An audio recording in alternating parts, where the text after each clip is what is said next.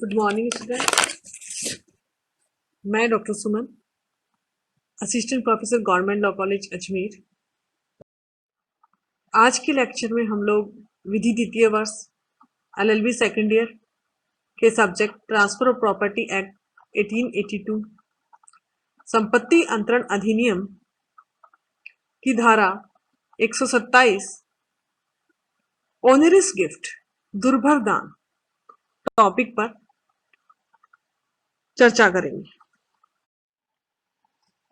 दान गिफ्ट जो है, गिफ्ट से सामान्यतः हम ये अभिप्राय लेते हैं कि जो भी व्यक्ति बिना किसी मूल्य के कोई चीज किसी व्यक्ति को अंतरण कर देता है, दे देता है। स्पष्ट रूप से जब एक व्यक्ति दूसरे व्यक्ति को बिना किसी मूल्य के यानी कि विदाउट कंसिडरेशन, कॉन्ट्रैक्ट एक्ट में भी आप पढ़ते होंगे कि जब कॉन्ट्रैक्ट किया जाता है तो उसमें कंसिडरेशन होता है, लेकिन दान में यहाँ पे अगर बिना किसी प्रतिफल के किया गया तो गिफ्ट कहलाता है। आमतौर पे लोग एक दूसरे को गिफ्ट देते रहते हैं, हम वही इससे अभिप्राय लगाते हैं। यहाँ दान से तात्पर्य है, सेक्शन 122 में गिफ्ट की डेफिनेशन दी गई है, दान को परिभाषित किया गया है। दान किसी वर्तमान जंगम या स्थावर संपत्ति का अंतरण है जो एक व्यक्ति द्वारा, जो कि डोनर है, दाता कहलाता है, दूसरे व्यक्ति को जो आदाता डोनी है देता है, स्वेच्छा से और बिना प्रतिफल के वो उसको देता है। सेक्शन 122 से लेके 126 तक हम बाद में पढ़ेंगे, बाद में समझेंगे। आज हम लोग यहाँ पे सिंपल छोटा सा एक टॉपिक ऑनरस गिफ्ट दुर्भर दान, जो आमतौर पे आपके एग्जाम्स में शॉर्ट नोट में आ जाता है, दुर्भर दान को हम यहाँ समझेंगे, जिसे सेक्शन 127 में डिफाइन किया गया है। धारा 127 संपत्ति अंतरण अधिनियम दुर्भर दान को परिभाषित करते हैं। तो आइए पहले हम इसे समझते हैं।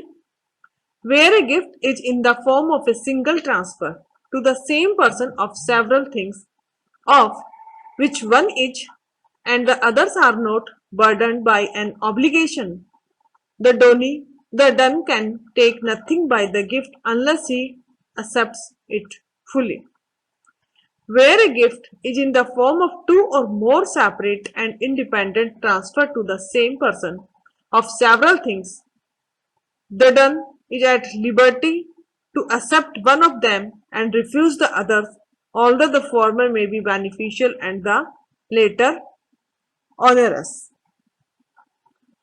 अर्थात जहां कोई दान एक व्यक्ति को ऐसी कई चीजों के एकल अंतरण के रूप में, अर्थात सिंगल ट्रांसफर के रूप में, several things of which one and the others are not burdened by an obligation, the donee can take nothing by the gift unless he accept it fully. अर्थात एकल अंतरण के रूप में जहां पे डोनी पे कोई भी बाध्यता का बोझ है या अन्यों पे नहीं है, वहां डोनी जो है उस दान द्वारा कुछ नहीं पा सकता जब तक कि वह उसे पूर्णतः प्रतिग्रहित नहीं कर लेता, unless he accept it fully, अर्थात उसको कंप्लीट दान एक्सेप्ट करना पड़ेगा। और जहां की कोई दान कई चीजों के एक ही व्यक्ति को दो या अधिक पृथक और स्वतंत्र अंतरण के रूप में है, वहां डोनी उनमें से एक को प्रतिग्रहित करने के लिए और अन्यों को लेने से इनकार करने के लिए स्वतंत्र है, चाहे पूर्व कथित फायदाप्रद और पश्चात कथित जो है दुर्भर हो। अर्थात जहां पे कोई दान कई चीजों के एक ही व्यक्ति को दो या अधिक पृथक और स्वतंत्र ट्रांसफर के रूप में, वहां पे आदाता डोनी जो है एक को प्रतिग्रहित करने के लिए और दूसरों को इनकार करने के लिए स्वतंत्र है, अर्थात यहाँ पे धारा 127 में ये कहा गया है या ये बताने की कोशिश की गई है कि दुर्भर दान एक व्यक्ति कई चीजों का एक साथ दान, कुछ चीज पे कुछ देनगी अर्थात ऑब्लिगेशंस, बाध्यता और शेष अन्य पे कोई दायित्व नहीं होता है, इसे दुर्भर दान कहा गया है। इसकी डेफिनेशन के माध्यम से हम इसे समझ सकते हैं। A gift may be made of one property or of several properties to the same person at one time, अर्थात ऐसा कोई दान जो कि एक संपत्ति का या फिर अन्य संपत्तियों का, लेकिन एक व्यक्ति द्वारा एक ही समय में किया जाएगा। धारा 127 जो है वो अलग अलग पार्ट्स में डिवाइड है, जिसके पहले पार्ट में ये बताया गया है कि ऑनरस गिफ्ट जो है एक व्यक्ति कई चीजों का एक साथ दान, एक चीज पर कुछ ऑब्लिगेशन के साथ और शेष अन्य पर कोई लायबिलिटी, कोई ऑब्लिगेशन नहीं है, इसको उन्होंने दुर्भर दान कहा। नेक्स्ट जो पैराग्राफ है उसमें कहा है कि यदि डोनी पूरा स्वीकार करे, यानी कि एक्सेप्ट करे तो पूरा करे तो दान, न स्वीकार करे तो दान शून्य होगा। अर्थात मेरे बहुत पहले के लेक्चर में जब मैंने आपको सेक्शन 35 पढ़ाया था, डॉक्ट्रिन ऑफ इलेक्शन, जब मैंने आप लोगों को बताया था इसी प्लेटफॉर्म के माध्यम से, ई लेक्चर के माध्यम से, तो हम लोगों ने सेक्शन 35 में पढ़ा था डॉक्ट्रिन ऑफ इलेक्शन, चुनाव का सिद्धांत, कि वो स्वीकार करे कि उसे पूरा का पूरा, लेकिन जब वो एक्सेप्ट करता है तो उसे संपूर्ण कॉन्ट्रैक्ट स्वीकार करना होगा। ये नहीं कि फायदा वो एक्सेप्ट करे और लॉस वो ना एक्सेप्ट करे, या भी वो पूरे के पूरे को अस्वीकार करे। यही ऑनरस गिफ्ट में कहा गया है दुर्भर दान में, क्योंकि यहाँ जो चीज गिफ्ट की जा रही है उस पर कुछ ऑब्लिगेशंस है, अर्थात जिस व्यक्ति को डोनी को दी जा रही है तो या तो वो पूरा स्वीकार करेंगे और अगर नहीं करेंगे तो दान क्या है, शून्य हो जाएगा। सेकेंड पैराग्राफ में दूसरे प्रकार का दुर्भर दान दो या कई चीजों का अलग अलग एक स्वतंत्र दान उसी व्यक्ति को उन संपत्तियों में पर एक पर देनगी ऑब्लिगेशन और शेष चीजें फ्री हैं, स्वतंत्र हैं। डोनर जिसे चाहे ले, जिसे न चाहे छोड़ दे, चाहे फायदा पर चीजें ले और ऑब्लिगेशन वाली छोड़ दे। यह दुर्भर दान सेकंड कैटेगरी का है, अर्थात जहां पे सेवरल प्रॉपर्टीज हैं, बहुत सारी प्रॉपर्टीज हैं जिसमें एक पर ऑब्लिगेशन है और बाकी क्या है, फ्री है। तो यहाँ पे चॉइस है कि वो कुछ को ले और कुछ को बाध्यता वाली को छोड़ दे। सेकंड कैटेगरी का ऑनरस गिफ्ट दुर्भर दान ये होता है। थर्ड जो इसका पैराग्राफ है सेक्शन 127 का ही, उसमें कहा गया है इनकेपेबल व्यक्ति, जो हम लास्ट इसी टॉपिक के लास्ट में इस टॉपिक पे चर्चा करेंगे कि अगर कोई अक्षम आ जाता है उसके द्वारा दुर्भर दान की स्वीकृति की जाती है। जैसे कॉन्ट्रैक्ट एक्ट में हमने पढ़ा, माइनर द्वारा अगर कोई कॉन्ट्रैक्ट किया जाता है तो उसका परिणाम क्या होगा, वही चीज यहाँ पे ऑनरस गिफ्ट जो है दुर्भर दान है उसमें बताई गई है कि अगर अक्षम व्यक्ति से तात्पर्य कि अगर मान लीजिए वो कॉन्ट्रैक्ट करने में ही सक्षम नहीं है, अर्थात माइनर व्यक्ति अगर कोई निर्हित व्यक्ति दुर्भर दान को एक्सेप्ट करता है तो फिर क्या होगा, ये इसमें बताया गया है कि अगर जब वो मेजर होगा तो वो चाहे तो उसे आगे रखे, नहीं तो वो उसे नया कुछ भी इसमें तय करे, उसके पास इसकी छूट रहेगी, उसके ऊपर पुरानी एक्सेप्टेंशन लागू नहीं होगी। आइए अब हम देखते हैं कि दुर्भर दान के एसेंशियल एलिमेंट्स क्या क्या होंगे। एसेंशियल एलिमेंट्स में सबसे पहली कंडीशन है वन पर्सन, एक व्यक्ति। सेकंड है gift of several properties. Third है सिंगल ट्रांसफर, अर्थात एक व्यक्ति, दोनों के लिए एक ही व्यक्ति। दुर्भर दान की सबसे फर्स्ट कंडीशन है एक व्यक्ति होना चाहिए। सामान्य दान में कई व्यक्ति एक साथ आदाता हो सकते हैं, लेकिन दुर्भर दान में आदाता एक ही व्यक्ति होना चाहिए। एक व्यक्ति से तात्पर्य यहाँ पे किसी व्यक्ति से होता है। साथ ही सेकंड कंडीशन है गिफ्ट ऑफ सेवरल प्रॉपर्टीज, अर्थात अनेक संपत्तियों का दान।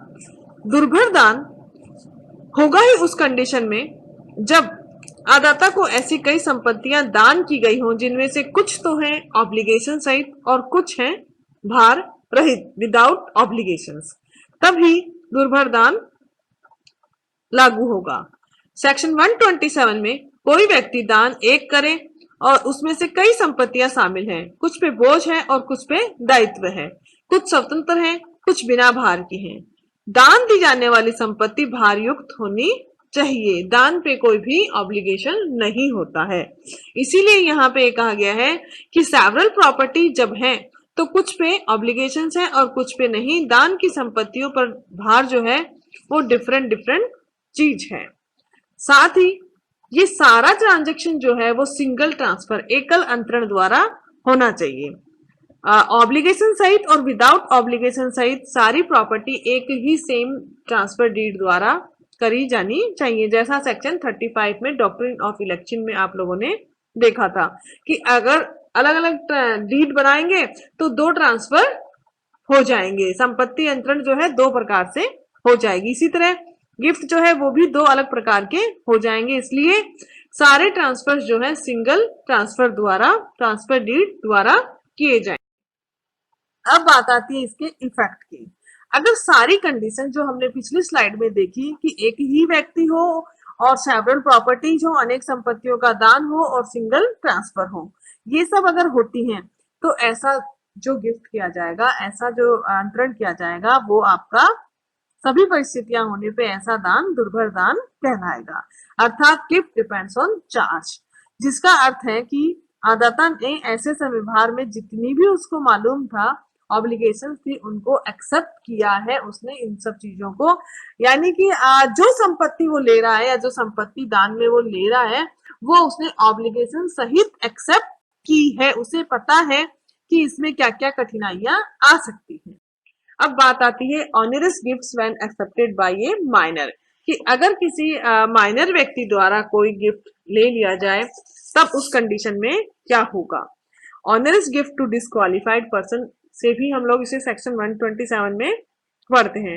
ए donee not competent to contract and accepting property burdened by any obligation is not bound by his acceptance, but if after becoming competent to contract and being aware of the obligation he retains the property given, he becomes so bound। अर्थात जो आदाता संविदा करने के लिए अक्षम है, यानी कि संविदा कर ही नहीं सकता और किसी ऐसी संपत्ति को जिस पर बाध्यता का बोझ है अर्थात ऑब्लिगेशंस हैं उसको एक्सेप्ट कर लेता है तो वह अपने प्रतिग्रहण से आबद्ध नहीं होगा, बाउंड नहीं होगा।